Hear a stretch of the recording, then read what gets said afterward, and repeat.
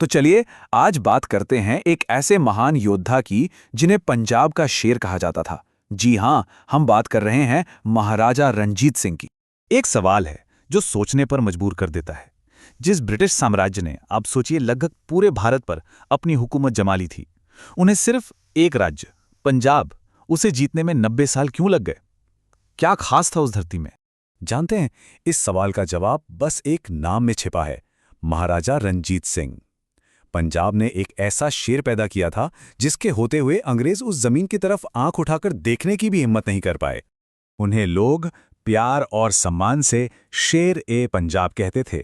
और ये सिर्फ एक उपाधि नहीं थी, नहीं, ये तो उनकी बहादुरी और उनके उस कमाल के नेतृत्व का प्रतीक थी जिसने एक बिखरे हुए साम्राज्य को एक मजबूत धागे में पिरो दिया था। तो उनकी इस बेहिसाब ताकत का राज क्या था? बात है साल 1799 की। उन्होंने एक ऐसी फौज खड़ी की जो अपने वक्त से बहुत बहुत आगे थी। ये कोई पारंपरिक सेना नहीं थी, बल्कि उस समय की सबसे ताकतवर, सबसे आधुनिक सेनाओं में से एक। और इसी फौलादी सेना के दम पर उन्होंने एक ऐसा साम्राज्य गढ़ा, एक ऐसा किला बनाया जिसे जीत पाना दुश्मनों के लिए बस एक ख्वाब बनकर रह गया। सामने ये जो 10 का आंकड़ा दिख रहा है ना, ये कोई मामूली गिनती नहीं है। ये उन 10 बड़ी और निर्णायक जीतों की कहानी है जो महाराजा रणजीत सिंह की फौज ने ब्रिटिश ईस्ट इंडिया कंपनी के खिलाफ हासिल की थी। सोचिए, एक या दो बार नहीं, लगातार 10 बार।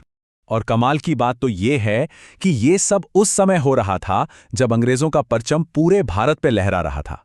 एक के बाद एक सारी रियासतें उनके सामने घुटने टेक रही थीं, सिवाय एक के, पंजाब।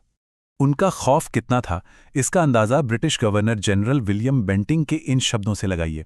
उसने खुद लिखा था, अगर रणजीत सिंह दिल्ली पर हमला कर दे तो किसी में उन्हें रोकने की हिम्मत तक नहीं है। आखिरकार साल 1809 में अंग्रेजों को भी ये बात समझ आ गई। उन्हें हार मानकर अमृतसर की संधि पर दस्तखत करने पड़े। उन्होंने वादा किया कि वो पंजाब की ओर नहीं बढ़ेंगे। और इसके बाद 1839 तक सिख साम्राज्य अपनी पूरी बुलंदियों पर था। उनका साम्राज्य कितना विशाल था, इसका अंदाजा लगाइए जरा। एक तरफ खैबर दर्रे से लेकर दूसरी तरफ सतलुज नदी तक, और उत्तर में कश्मीर से लेकर दक्षिण में मुल्तान तक, सब उनके झंडे के नीचे था। लेकिन महाराजा रणजीत सिंह सिर्फ एक महान योद्धा ही नहीं थे, उनका दिल सच में सोने का था। उनकी बहादुरी सिर्फ जंग के मैदान में नहीं, बल्कि उनके नेक कामों में भी झलकती थी। अब जो बात सामने आएगी वो सच में हैरान करने वाली है। देखिए, जिस शासक ने सिखों के सबसे पवित्र स्थान स्वर्ण मंदिर पर सोना चढ़वाया, उसी शासक ने लाहौर में मुसलमानों की सुनहरी मस्जिद को भी सोने से सजाया। ये दिखाता है कि उनकी नज़र में इंसानियत ही सबसे बड़ा धर्म था। और ये सिर्फ सिखों और मुसलमानों तक ही नहीं रुका।